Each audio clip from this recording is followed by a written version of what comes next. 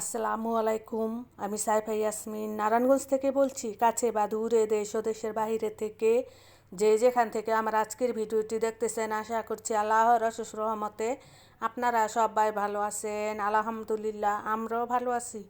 সাইফা ইয়াসমিন বিটি ব্লগ থেকে নতুন একটি ভিডিও নিয়ে হাজির হলাম আপনাদের মাঝে। আমার ভিডিওটি যদি ভালো লেগে থাকে তাহলে আমার পাশে থেকে যেতে পারেন। আজকে আমি খুবই আর কি সহজভাবে আমি হোটেলের বিরিয়ানি কিভাবে রান্না করে সেটা দেখাবো।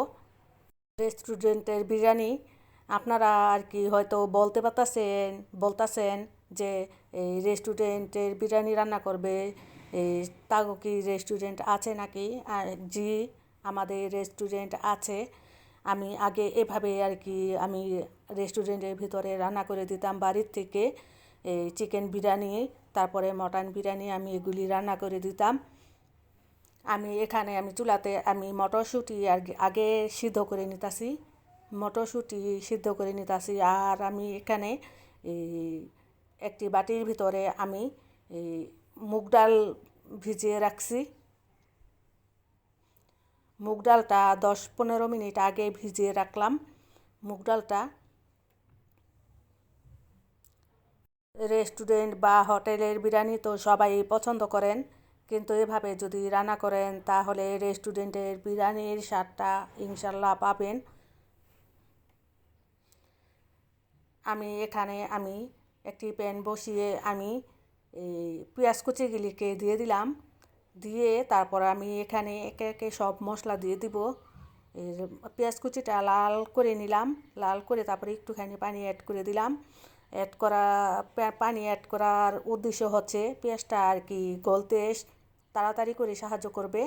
এ কারণে আমি পেঁয়াজের ভিতরে আমি পানিটা দিয়ে দিলাম। তারপরে এখানে আমি এই যে আদা রসুন পেস্ট, তারপরে যে এই এলাচ আর হচ্ছে দারচিনি নিয়ে নিলাম। আর মরিচ গুঁড়া কিন্তু অবশ্যই দিবেন এই বিরিয়ানির ভিতরে, কারণ হোটেলের বিরিয়ানির ভিতরে এই মরিচ গুঁড়াটা আর কি দিয়ে থাকে। তারপর আমি এই মশলাগুলোই আমি এই পেঁয়াজের সাথে আমি দিয়ে দিব। আর আমার ভিডিওটা যদি ভালো লেগে থাকে প্লিজ একটি লাইক দিয়ে দিবেন প্রিয় আপুরা ভাইয়ারা। এভাবে হোটেলের থেকে না খেয়ে এভাবে আর কি রান্না করে খাবেন। হোটেলের ভিতরে আর কি পরিষ্কার পরিচ্ছন্নতা থাকে না, এই কারণে হোটেলের থেকে না খাওয়াই ভালো। আর আপনারা বলবেন যে আপনাদেরও তো হোটেলে আসছিল, কারণ আমি বাসা থেকে আমি রান্না করে দিতাম। আমার ছেলেমেয়েরা খাইতো আর আপনাদের ভাইয়া খাইতো। এ কারণে আমি বাসা থেকে বিরিয়ানি আর কি অনেক কিছু আমি রান্না করে দিতাম আগে, কিন্তু এখন আর দেওয়া হয় না। তারপরে এখানে আমি রাঁধুনি মশলাটা, বিরিয়ানি আর কি চিকেনের মশলাটা যেটা আছে ওই মশলাটা আমি দিয়ে দিলাম, চিকেন বিরিয়ানির মশলাটা।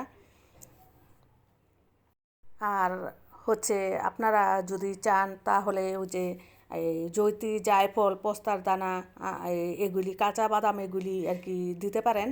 আমি আজকে ঘরে আর কি খাবো, ওই কারণে আমি এগুলি দিলাম না, স্কিপ করলাম। আর আমি একসাথে এগুলি সব আর কি ব্লেন্ডার করে তারপরে আমি বক্স ভরে রেখে দিতাম। তাই হোটেলের বিরিয়ানির জন্য আমি আজকে এগুলি দিলাম না। তারপর এই যে মশলাটাকে ভালো করে আমি কষিয়ে নিলাম। কষিয়ে তারপরে চিকেনগুলিকে দিয়ে দিলাম। আর চিকেনগুলি কিন্তু আপনারা যদি আর কি মুখে আর কি স্বাদ পেতে চান, চিকেনের ভিতরে একটুখানিও পানি অ্যাড করবেন না। চিকেনের ভিতরে থেকে যে পানিটা বের হবে আর মশলা দিয়ে আর তেল দিয়ে চিকেনটাকে ভালো করে কষিয়ে নেবেন, সিদ্ধ করে নেবেন। এক ফোঁটাও পানি অ্যাড করবেন না, তাহলে আপনারা হোটেলের বিরিয়ানির স্বাদটা আর কি ভালো মুখে পাবেন। তারপরে যে আমি এই 10 মিনিট পর পর আমি সুন্দর করে নাড়া দিয়ে দিচ্ছি, না নয়তো তলে আর কি লেগে যাবে। আর সুন্দর করে নাড়াচাড়া দিয়ে দিবেন একটু পর পর, যাতে না লেগে যায়। দেখেন আমি কিন্তু এক ফোঁটাও আমি পানি অ্যাড করি নাই। আর যদি রোস্টও খেতে চান এভাবে খেয়ে দেখবেন, পানি অ্যাড করবেন না। পানিটা অ্যাড করলে তাহলে পানসে পানসে লাগে।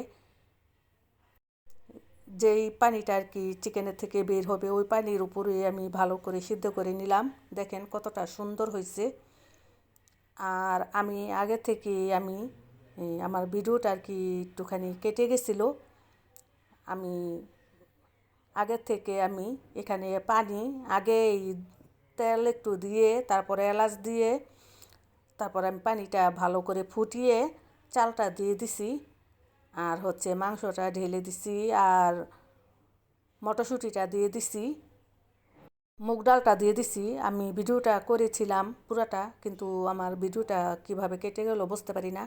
আর কারো যদি ঘরে যদি এরকম একটি মগ থেকে থাকে, এটা হচ্ছে 1 কেজির মগ। এই 1 কেজির মগে আমি এই 1 কেজি চালের ভিতরে 1.5 মগ পানি দেওয়া হয়। আর এখানে আমি 1.5 কেজি চাল নিছি, তার জন্য আমি 2 জগ আর হলো 1/2 জগ আমি পানি অ্যাড করে দিছিলাম। আগে আর কি বলক দিয়ে নিছি। অনেকের মুখে শুনি বিরিয়ানিটা জাউ হয়ে যায়, পোলাও জাউ হয়ে যায়। আর যদি এই মগ দিয়ে আর কি মেপে নেন, তাহলে একটুখানিও আর কি জাউ হওয়ার, নরম হওয়ার কোনো আর কি থাকবে না, ভয় থাকবে না। আমি যখনই বিরিয়ানি রাঁধি, পোলাও রান্না করি আর কি, আমি এই মগটা দিয়ে পানি মেপে তারপরে দিয়ে থাকি। তাহলে একটুও আর কি কোনো জাউও হয় না, নরম হয় না, সুন্দরভাবে পারফেক্টলি ঝরঝরে বিরিয়ানি হয়। খুবই আর কি ভালো লাগে খেতে। আর যদি নরম হয়ে যায় বিরিয়ানিটা, তাহলে একটুখানিও ভালো লাগে না। আর যদি মেপে পানিটা দিতে পারেন, তাহলে সুন্দরভাবে আর কি একবারে পারফেক্টলি ঝরঝরে হবে। এবার আপনাদের কাছ থেকে বিদায় নিচ্ছি। আল্লাহ হাফেজ। আসসালামু আলাইকুম।